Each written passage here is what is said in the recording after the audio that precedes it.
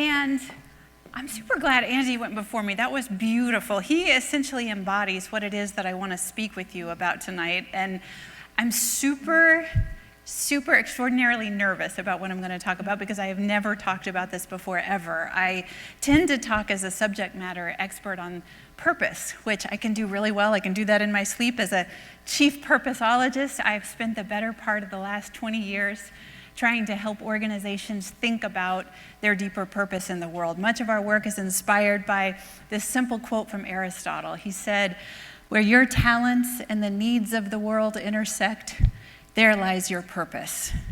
So when Rand called me in the spring and said the theme of this conference was the fierce urgency of now, you'd think that as a purposologist, that would be the perfect invitation to say, well, let's roll up our sleeves and get into the needs of the world that everyone in this room has the wherewithal to step up and serve and address in some way. We could easily spend the next 15 minutes thinking about, let's say, the UN sustainability goals and say, of all of these problems that are up here that need addressing, all these needs in the world, which ones are you committed to solving?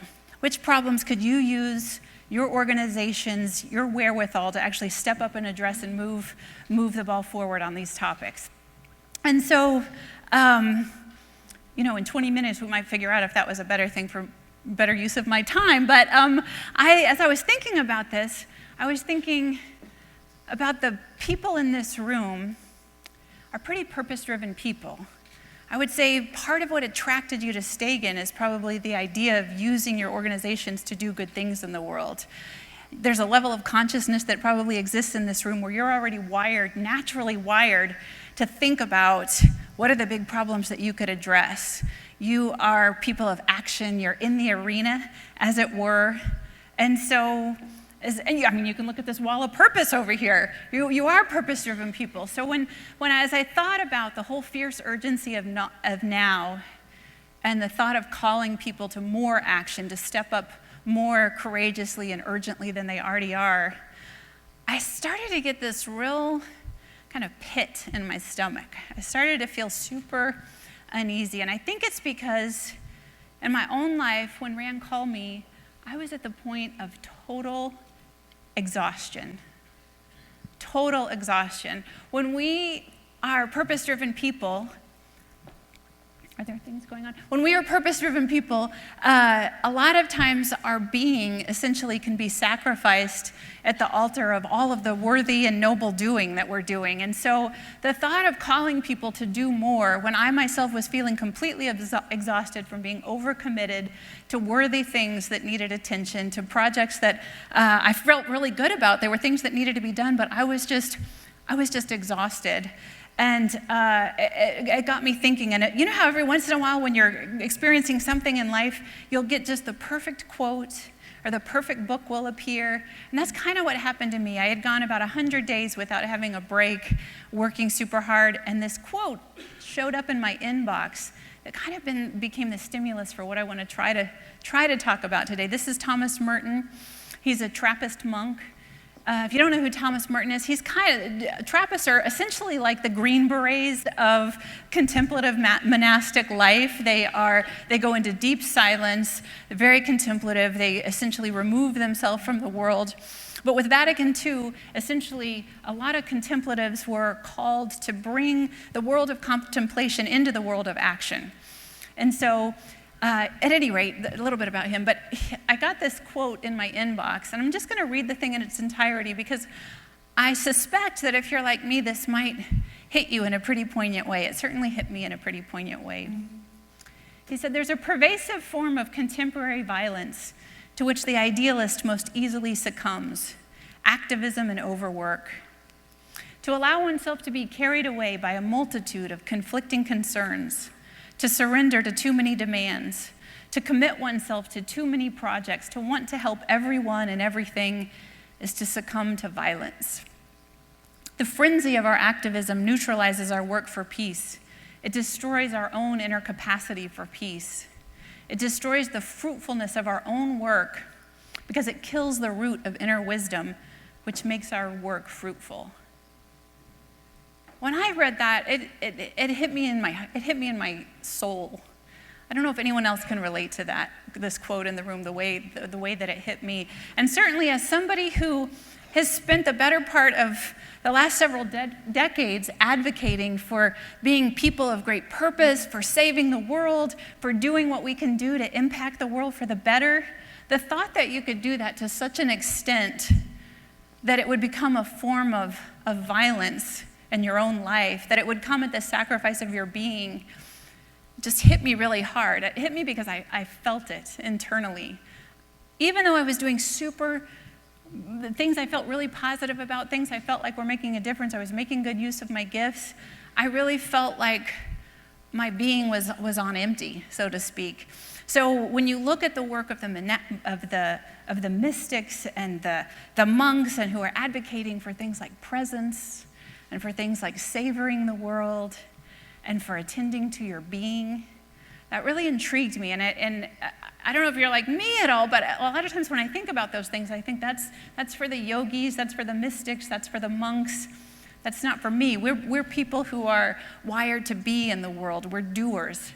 And so I've been really playing around with this idea of what's the relationship between purpose and presence, between saving the world and savoring the world, between doing and being. And I've come to kind of this place where I feel like that's where the real magic is. It's interesting, when I was listening to that Neil Tyson deGrasse, the world thing, most astounding fact, what came up for me was that quote from Joseph Campbell where he says, I don't think people are as interested in the meaning of life as they are the experience of being alive, which I think the world of presence and savoring the world and being is about the experience of being alive. I would take a little bit of issue because I think it's both. I think people want a meaningful life. They want to know that what they do matters.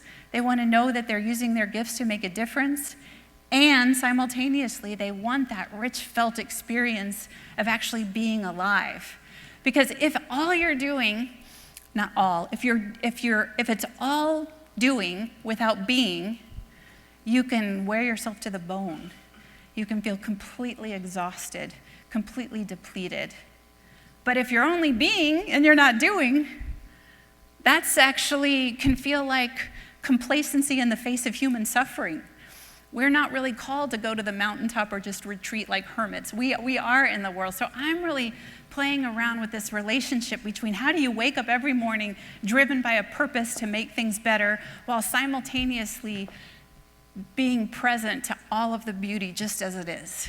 How do you wake up hell-bent on saving the world and doing your part to making it better and savoring every second of it along the way? How do you balance both doing and being? And while I was thinking about this, I came across this quote from E.B. White. E.B. White's the author of Charlotte's Web and other kind of children's books. And he had this great quote where he said, "Every morning I awake torn between a desire to save the world and an inclination to savor it." This makes it kind of hard to plan the day. Now, I think for the people in this room, if we wake up with a choice to save the day or savor the day, which one are you going to do? Come on, you're going to save the day. We are purpose-driven, we're doers, we're going to save the day. Probably 90% of the time we're going to choose to plan our day based on what we can do. And maybe we'll savor during our vacation or during some kind of remote time. It's really important to remember the rest of his quote, which said, "If we forget to savor the world, what possible reason do we have for saving it? In a way, the savoring must come first." I chose this picture. This is at the top of Haleakala in Maui, or as I like to call it, Haleakala. But anyway, it's a beautiful place to watch the sunrise or to watch the sunset. Either one. You cannot help but savor the beauty of the world when you're sitting on top of a volcano, just watching with complete awe what's in front of you. And if you've ever spent any time in Hawaii, I would say the people of Hawaii have a real kinship with the environment. They savor the world around them. And it's not surprising then that because of that respect and awe and esteem that they hold the world in, they actually also happen to be the most progressive state in the nation, if not the world, on environmental policy. They have a commitment to be 100% driven by renewable energy by 2025. So that's a great just little example of, by virtue of savoring and esteeming the world around you, you actually feel more compelled to actually step up and save it. When I was talking about this whole concept of the being and doing and purpose and presence, Rand reminded me of the simple but kind of illustrative example of inhaling and exhaling. Like, nobody would say that one of those is more important than the other. So I think of inhaling is the savoring. Inhaling is the inspiration. Let me bring in the inspiration, and then I'll exhale meaningful action. And again, the beauty is in the both. If all you do is exhale nonstop meaningful action, eventually you're going to pass out. You're going to run out of energy. Of course, if all you do is inhale, you might get really high, but you might not accomplish very much. So the goal is this constant ebb and flow. Inspire, act, kind of the two of those together. So I've been thinking about that. I'm going to share with you something, again, it's just helping me think about what is the relationship between doing and being. One way I've come to think about it, it's actually brought a renewed sense of interest in the tradition in which I was raised, is I think about doing exists in the horizontal time, in chronological time. So this event happens in chronological time. Your day unfolds in chronological time. You have things you need to accomplish, things you need to do. Your lifetime, you're born into this world, and then you have 80 years before, as Vid says, you start planning for your disappearance. So that's the horizontal time. And most of us spend most of our presence and our mindfulness focused on present time. There's also a vertical dimension of time that exists right now in every single moment of the day. And your vertical time represents, to me, lower and higher levels of being. When you walked in this room, you were at a level of being. Hopefully, by the time you leave, you'll be at a different level of being. I almost think of this level of being as like a dimmer switch. Sometimes your level of being can be so depleted that there's barely a detectable light coming from you. Other times, when you've taken the time to nurture and care for your being, it can be so bright it's almost blinding. That's kind of the realm of mystics and saints and people who have really attended to their being, and they show up. These two things intersect with each other. How your level of being affects how you show up in the world. It affects what you choose to do in the realm of the horizontal. That's a little esoteric. I've never had a presentation with a cross in it, but for me, that was a helpful way to think about the relationship between the two. Maybe a more accessible metaphor would come from thinking about a skyscraper. So you think about these 80-story skyscrapers in New York. Think about any hotel you've stayed in there. There's 80 levels. Those could be 80 levels of being. Now, I don't know about you, but when I check into a hotel in New York, if they tell me, Miss Rushing, your room is on level 2, I immediately, I'm like, oh, God. I can already hear the sirens that are going to go off all night that I'm going to be paying attention to. I look out the window, I see traffic, I see congestion, I see kind of this frenetic energy, and it affects your kind of state. Now, if they told me when I check in, you're going to the 60th floor, assuming I'm not afraid of heights, I get in the elevator, I ascend going up. It gets quiet up there. It gets still up there. I get a little excited, like, what's the view going to be? I don't know what I'm going to see. It's a mystery what you're going to find up there. But usually, when you're up at a higher level, you look out and you have a whole different perspective. You can actually see a horizon. You can see the relationship between things. You can look down and you can see how the streets intersect with one another.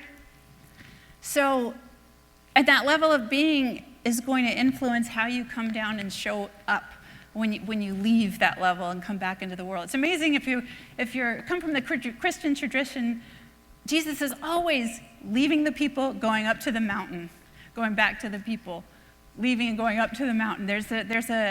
You're never going to stay at one level of being forever. It's just about attending to your level of being and being mindful of your level of being so that you have the capacity and wherewithal to join the world with the right kind of frame of mind. So I suspect if you're like me at all, you might end up with your level of being kind of down there in the trenches a lot because you're so passionate about the doing. There's a lot of passion. There's a lot of work to be done in the world, and often all of that noble doing takes its toll on your being. It takes a real toll. I remember, again, in my tradition, in the Christian tradition, we're called to be not just hearers of the word, but doers of the word, to attend to the orphans and the widows of the world. And sometimes I think to myself, in the name of doing great things, how often am I making orphans of my own children? How often am I making a widow of my partner because I'm off doing something noble in the world? I don't know how many of you were here last year when, I think it was you, or is that Paul right there? Played this beautiful voicemail that was left to you by, I would imagine, your 5 or 6-year-old son, saying, "Hello, Daddy. I don't know where you are tonight, but I love you, and I'm thinking about you." And anyone that was in the room that heard that, because we've all heard that message. We've all had that message from our children. And it was so poignant. And what's responding to that is your level of being. Your level of being will often tell you loud and clear that something isn't right, even though you're doing amazingly purposeful work. And the reason you're traveling around the world, the reason you're gone is because you're doing great things that need done. But that can't happen at the complete expense of your being. So my wish for everyone in this room is, as we're out in the world doing the things that urgently need doing, we also take care of our being. Take care of your being. And if you want to take care of your being, one of the easiest ways to do that is to change what you're doing. We know our doing shapes our being, and that can be both good and bad. We can do so much doing that our being gets obliterated. We can also change what we're doing to elevate our being. So again, Paul, I don't even know you, but I hope you don't mind me using this. You took this massive, bold, brave decision to basically say, I'm going to walk away from the family business. I'm going to sell my home. I'm going to sell all my possessions. I'm going to put what I can in a backpack, and I'm going to take my family to Spain for a year. Now, that is what I would call doing something radically different. And I can only imagine that in that act, there was an enormous restoration of your being that happened, right? Ken was also here last year, and he, again, doing purposeful work in the world of well-being and healthcare, decided he needed to leave and attend to his family and take a trip around the world. Those are radical changes in what you're doing in order to rescue your being. It doesn't have to be that radical. I made a commitment when my girls were 3 years old that every month of July, we would go to Maui, and we would be off the grid, and we would spend a month together just doing nothing but enjoying each other and attending to one another. And I used to think that time in Maui was how I kind of refueled my tank so that I could get back to work with more energy. Now I have an appreciation that nourishing your being is an end in itself. It doesn't need justification that it made me a better doer. I need to take care of myself so that I can be a better human being. Joseph Campbell, how many of y'all have seen The Power of Myth, the Bill Moyer series that was done? It's a great series. In episode 4, Joseph Campbell says, every single person should have a sacred place or a sacred space where you don't know the news of the day, you don't know what's on your to-do list, you don't know what you need to deliver, you don't know what money you owe or who owes you money. It's just a sacred place where your life force, your energy, your essence, your being has permission to just be, unencumbered by the demands of calling upon you from chronological time. So I don't know what that space is for you. You're the only one that can know what that sacred space is where your being is nourished amidst all of the doing. For Julie, it's running 60 miles over the weekend, which is insane. For Rand, it's roller skating in Highland Park to some weird disco music. That's awesome. Rick, we don't know where he goes, but he obviously has some source. So everybody needs to figure out where is it that you go for that sacred space that is liberated from chronological time so that your being can be nourished. And one of the most useful things that I picked up in ILP was the power of a positive no. which is super helpful. When you know what you're saying yes to, that you're saying yes to creating space to nourishing your being so that you can also have more capacity for your doing, it helps you say no to all of the never-ending urgent demands on your time. So anyway, the good news is your doing shapes your being, and also as your being starts to become elevated, your being will shape your doing. Right? Well, the church I go to has a saying that says, your being draws your life. And I came to Stagen in the Mandela ILP class, and now I'm in the Teresa's Dragon's Gap class. And if you think about Nelson Mandela, you think about Mother Teresa, those are two people who spent their entire lives cultivating their being, kind of attending to the higher divine essence within them. Like they attended to that. And as a result of catering to their being, they were able to do and accomplish extraordinary things. I don't think, even if they knew the 2x2 that Wes is really great at teaching, I don't think it was the 2x2 that got them to accomplish what they accomplished. I think it was their being. Your being actually inspires your doing. Your being draws opportunities and people to you. Your being blesses your doing. And I think most importantly, your being is what enables you to infuse love into your doing. I loved everything Andy said about we all have a desire, a yearning, a capacity to infuse love in everything that we do. And Mother Teresa has a great quote. It could have been the quote that ended Andy's speech, was it's not what we do, but it's how much love we put into it. Be the living expression of God's kindness. Let there be kindness in your face, in your eyes, in your smile. So how do we do that? How do we put love into our doing? I believe that to express love in our doing, we have to attend to our being. Love isn't something you put on the to-do list. It's something that emerges from nurturing and attending to higher influences. And that's what I'm working on. So I have no idea if anything I just said made any sense, but so I wanted to just recap it as simply as possible. What I was trying to communicate is we live in a world of doing, and there are certainly urgent things that need doing. We also live in a world of being that we can tune into at any moment in time. So take care of your being, because often your being is sacrificed in the name of great doing. If you want to raise your being, our doing shapes our being. So if you want to change your being, change what you're doing. And as you change what you're doing to influence your being will shape your doing. I feel like that Frank Sinatra song, who-be-doo-be-doo, who-doo-be-doo-be. They are kind of strangers in the night, the doing and the being. They feel paradoxically at odds, but they're not. They shape one another. So as you kind of reach higher levels of being, naturally what you do will evolve, and you'll be able to achieve higher levels of doing. And hopefully you'll do it with the same love in your heart that Andy so beautifully demonstrated in the ways of Bickford. Thank you very much. I hope that was somewhat helpful.